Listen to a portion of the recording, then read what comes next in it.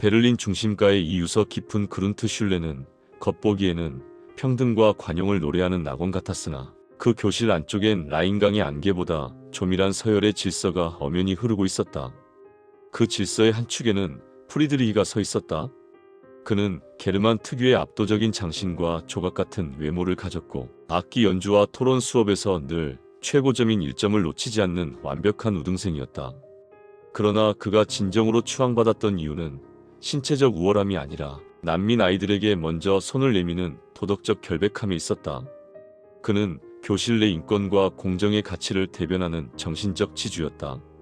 프리드리히가 도덕의 상징이라면 그와 대등한 위치에서 교실의 또 다른 축을 지탱하는 이는 구스타프였다. 구스타프는 화려하진 않으나 칸트와 볼테르를 넘나드는 깊은 사유로 다져진 명석함을 지닌 아이였다. 어떤 복잡하고 감정적인 사안도 구스타프의 머릿속을 거치면 단숨에 합리적 논리로 재정립되었다. 구스타프의 냉철한 판단력은 프리드리히의 착한 마음이 나쁜 의도를 가진 거짓 선동에 휘둘리지 않도록 지켜주는 든든한 논리의 방패였다. 아이들은 구스타프의 논리 앞에서는 감히 의구심을 품을 엄두를 내지 못했다. 두 사람은 각각 도덕과 지성을 상징하며 이 작은 공동체의 완벽한 균형을 이루는 쌍벽이었다. 핸드릭은 이 두 거인이 이룩한 찬란한 질서의 무리, 아주 먼 변두리에 아주 간신히 매달려 있는 존재였다. 그 역시 공부를 제법하여 김나지움 진학을 꿈꿨으나 프리드리히와 구스타프라는 두 압도적인 존재 사이에서 그의 존재감은 늘 먼지처럼 희박하고 무력했다. 핸드릭은 무리 중 가장 왜소했고 얼굴은 누군가 악감정을 품고 거칠게 밟아놓은 듯 매우 볼품이 없었다. 무엇보다 그를 평생의 감옥에 가둔 것은 갈라져 터져나오는 비참한 쉰 목소리였다. 말을 할 때마다 목구멍 깊은 곳에서 긁혀나오는 소음은 그의 소심한 성격과 맞물려 늘 주변의 은근한 조롱거리가 되었다. 핸드릭은 자신의 결핍에 대해 지독한 열등감을 키우며 매일 밤 이불 속에서 울분을 삼켰다. 핸드릭의 내면에는 소심함이라는 가면 뒤에 숨겨진 가학적인 지질함이 뱀처럼 또아리를 틀고 있었다. 그는 프리드리히의 따뜻한 배려를 받을 때마다 고마움 대신 뼛속까지 파고드는 수치심을 느꼈고 구스타프의 명징한 지도를 받을 때면 자신의 지적 한계가 만천하에 폭로되는 듯한 공포에 몸을 떨었다. 핸드릭은 이 지독한 결핍을 보상받기 위해 누구보다 치열하게 철학책을 파고들었다. 특히 니체의 도덕의 계보를 탐독하며 무능의 관계라는 개념을 접했을 때 핸드릭은 비로소 자신의 열등감을 고결한 우월감으로 세탁할 완벽한 논리를 획득했다. 그것은 약자가 강자의 고결함을 어떻게 죄악으로 전복시키는지에 대한 비열한 기술의 집합체였다. 핸드릭은 니체의 문장들을 제멋대로 뒤틀어 자신의 비겁함을 정당화하는 논리로 재조립하기 시작했다. 그는 프리드리히의 이타심을 강자의 오만한 위선이자 대중을 길들이는 지배 도구로 정의했고 구스타프의 명석함을 대중을 기만하는 엘리트주의로 재정의했다. 쉰 목소리로 니체의 구절을 웅얼거리며 핸드릭은 마음속으로 이미 친구들을 난도질하는 가학적인 상상을 즐겼다. 그는 자신이 단순히 뒤처지는 아이가 아니라 언젠가 이 위선적인 강자들을 무너뜨리기 위해 적진에 잠입한 고독한 초인이라고 스스로를 속이며 복수의 칼날을 갈았다. 그러던 어느 날 교실의 공기를 단숨에 흐트러뜨리는 이질적이고 탐욕스러운 전학생 괴링이 나타났다. 괴링은 본래 공부와는 담을 쌓은 비대한 먹보에 불과했다.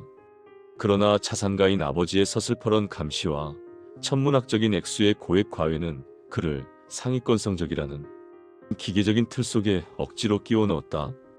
괴링은 부모의 재력을 무기로 반장완장을 꿰찼으며 자신의 절대 권위에 위협이 될 수 있는 유일한 도덕적 지주인 프리드리히를 첫 번째 처단 대상으로 삼았다. 괴링은 자신의 지배력을 공고히 하기 위해 자신이 저지른 학급 비행을 프리드리히의 소행으로 몰아가는 치밀한 조작 설계를 시작했다. 핸드릭은 이때야말로 자신이 갈고 닦은 무능의 관계를 실행할 절호의 기회임을 직감했다. 핸드릭은 괴링의 비대한 권력 옆에 비굴할 정도로 바짝 붙어 앉아 자신의 쉰 목소리를 높여 프리드리히를 향한 독설을 쏟아내기 시작했다.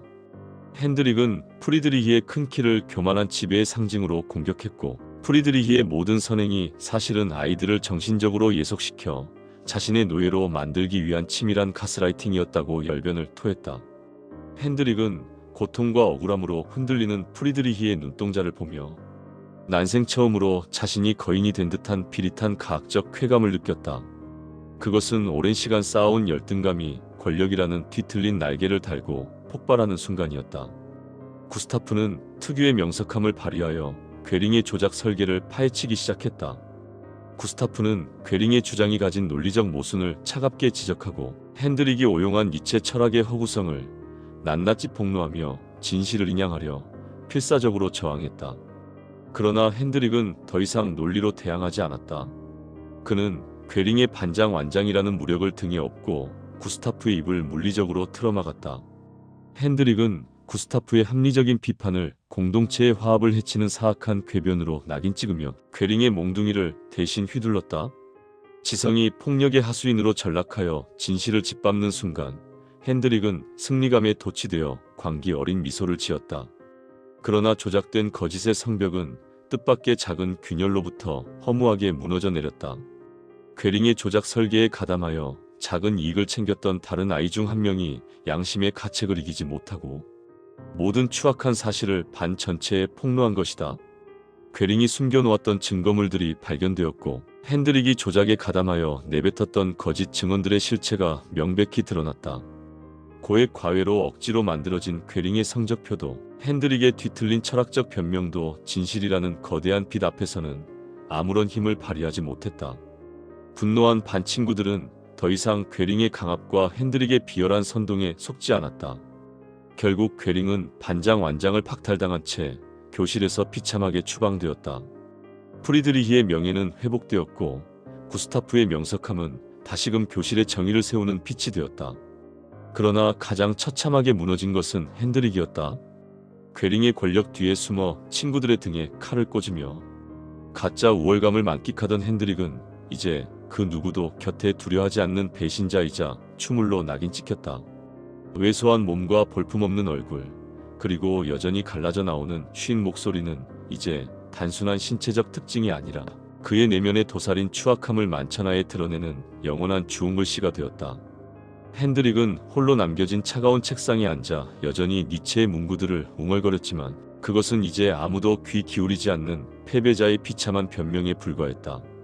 자신의 열등감을 우월감으로 보상받으려 했던 그의 뒤틀린 욕망은 결국 스스로를 파멸의 구렁텅이로 밀어넣었다. 나치 권력의 영혼을 판 배우 회프겐처럼 위대한 반란을 꿈꿨던 핸드릭은 결국 자신이 그토록 혐오하던 권력의 가장 비천한 종이 되어버린 채 21세기 독일 교실 역사의 한 페이지에 기록된 일그러진 초상으로 남게 되었다.